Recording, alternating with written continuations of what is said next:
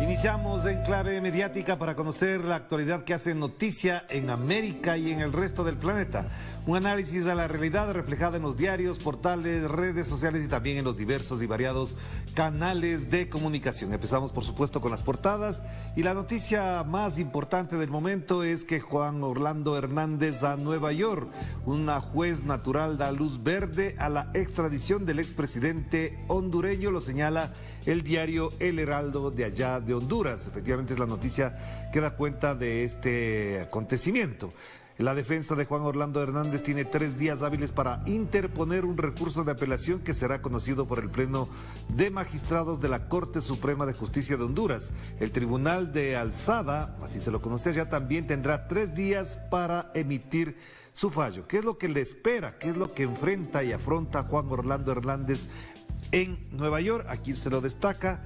Él enfrenta 3 delitos ante la Corte de Nueva York: conspiración para importar sustancia controlada a los Estados Unidos, uso o portación de armas de fuego, ametralladoras y dispositivos destructivos, eso evidentemente no sé si él lo tenía a la mano, y conspiración para usar o portar armas, ametralladoras y dispositivos destructivos. Esto que efectivamente da cuenta de este acontecimiento no deja de también preocupar porque Estados Unidos manda y desmanda en América Latina.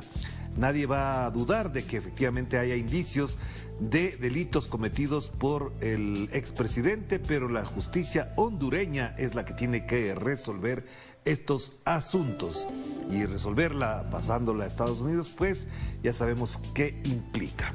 Pero bueno, ahí ustedes tienen esto. Pasamos a la República de Perú a propósito de lo que ya normalmente se hace noticia en estos diarios. Hablar del futuro cuando no ha llegado. El Tribunal Constitucional pretendería hoy ilegal liberación de Alberto Fujimori. Legicidio, dice, en camino en máximo organismo constitucional. Legicidio.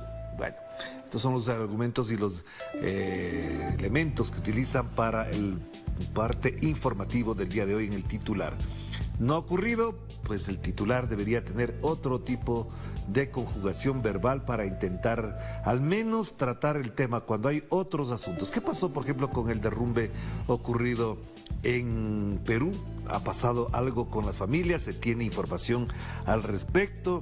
No hay absolutamente nada en la portada de la República del día de hoy. Cuando se trata de, por supuesto, asuntos de orden humano, no aparecen en las portadas. La pregunta que uno se hace es, ¿qué pasó? ¿Se declaró el estado de emergencia? ¿Cuántos en realidad son los fallecidos? ¿Cuántas casas fueron las afectadas? ¿Qué implica eso? ¿Qué está haciendo el gobierno al respecto? Pues nada, así se pasa la República de Perú tratando de afrontar el futuro, dando titulares en el futuro.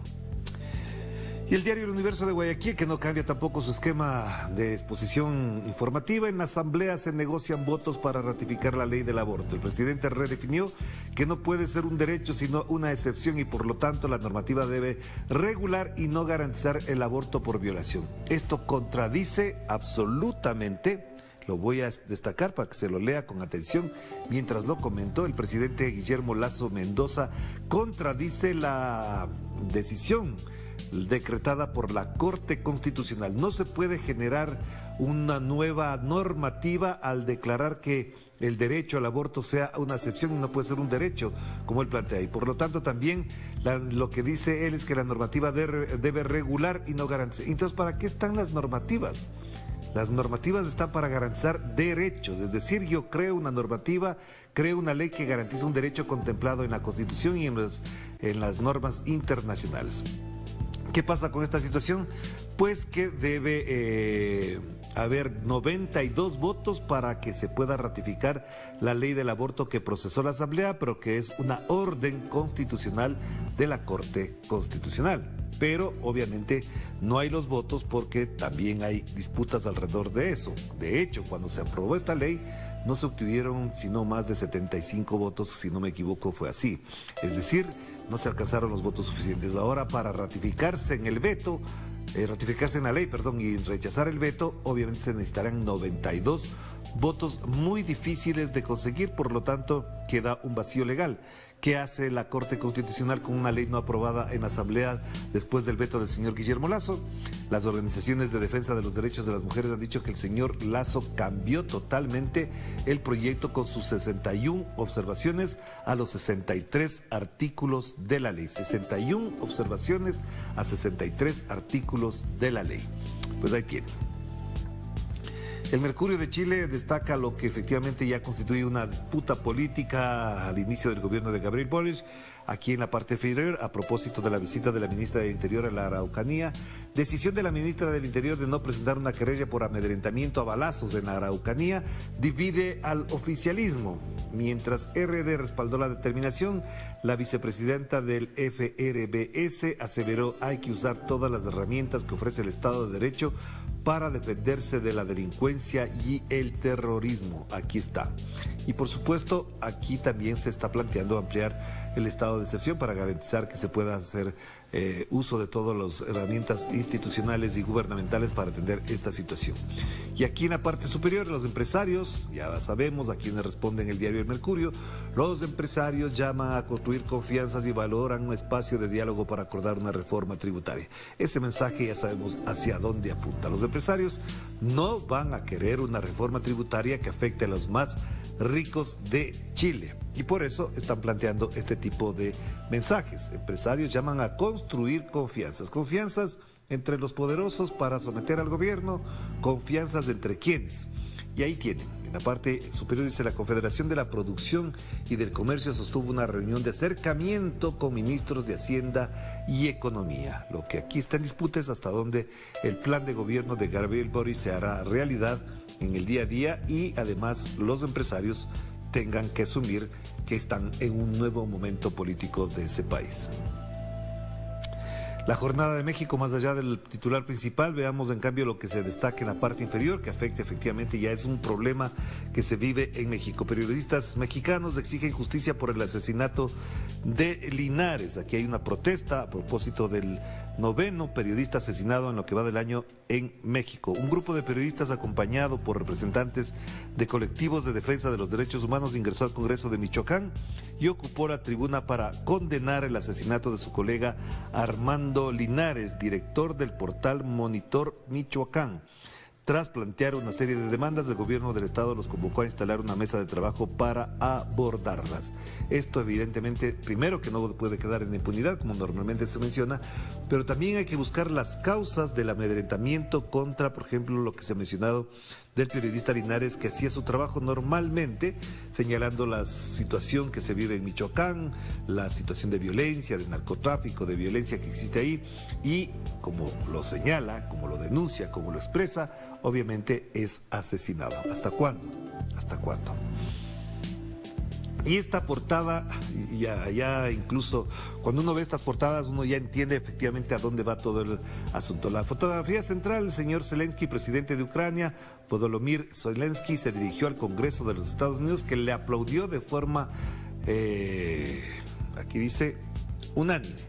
Por supuesto que el Congreso de Estados Unidos le puede felicitar y aplaudir al señor Zelensky, pero se olvidan de algunos detalles. Por ejemplo, el titular dice, Rusia y Ucrania avanzan en la negociación para pactar un alto al fuego. Muy importante, pero en concreto, ¿qué? Y al otro lado, más abajo, las autoridades ucranianas acusan al ejército ruso de destruir un teatro lleno de refugiados civiles en la ciudad de Mariupol. Esto ya lo ha denunciado y lo ha rechazado Moscú y el gobierno ruso, porque han demostrado que el ataque fue por parte de sectores nacionalistas y nazistas de Ucrania. ¿Por qué no contrastan la información? ¿Por qué no hacen al menos poner la contraparte para entender en qué situación? Lo mismo pasó con un hospital. Se le acusó a Rusia, al final se demostró que era falso, que era ataque ucraniano contra un hospital donde estaban población rusa, y ahora resulta que el señor Zelensky es aplaudido por el Congreso.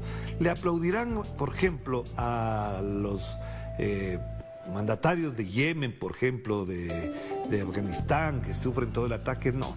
No, el señor Zelensky ahora es el héroe. ¿No se acuerdan que también le aplaudían a un tal Juan Guaidó, que el señor Donald Trump le recibió en el Congreso a un tal Juan Guaidó? Así, exactamente lo mismo. Así está. Esa es la portada que da cuenta de la matriz informativa que tiene el Occidente con respecto a Ucrania. Pasemos a los portales informativos. La nota principal a propósito de la extradición concedida ya a Estados Unidos por parte de la Corte Suprema de Honduras se titula en Telesur. En el costado derecho, colombianos exiliados en Venezuela testifican ante la Justicia Especial para la Paz en Colombia, y de esto hemos dado cuenta en nuestros espacios informativos. El presidente venezolano Nicolás Maduro subraya la importancia del pueblo ante las agresiones de todo tipo que ha sufrido este pueblo, este país bolivariano. Y Rusia responsabiliza a los ucranianos por el ataque a Mariupol.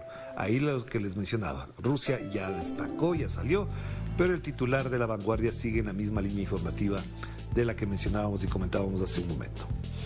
Pasamos a noticias de América Latina y el Caribe. Esto que ven ustedes en la nota principal, o da risa o hay que pensarlo seriamente. El Ministerio de Justicia premia a Bolsonaro con la medalla del mérito indigenista. Es decir, su propio ministerio, de su propio gobierno, le hace una condecoración a su propio presidente.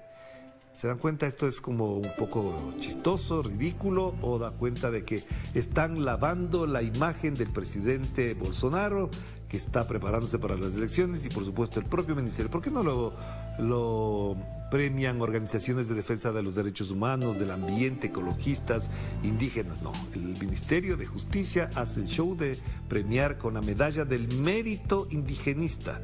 Esto sí da para reírse, digo en primer lugar, pero después uno se preocupa y dice, ¿por qué hacen todo esto en plena campaña electoral? Y aquí en el costado derecho, bien que lo destaque Nodal, Pedro Castillo anunció en Retamas, sitio de la desgracia, de la tragedia de hace pocos días, Retamas será declarada en estado de emergencia. Allá acudió el presidente Pedro Castillo, está atendiendo a las familias afectadas, a los parientes de los fallecidos y por supuesto el estado de emergencia implica una serie de obras emergentes.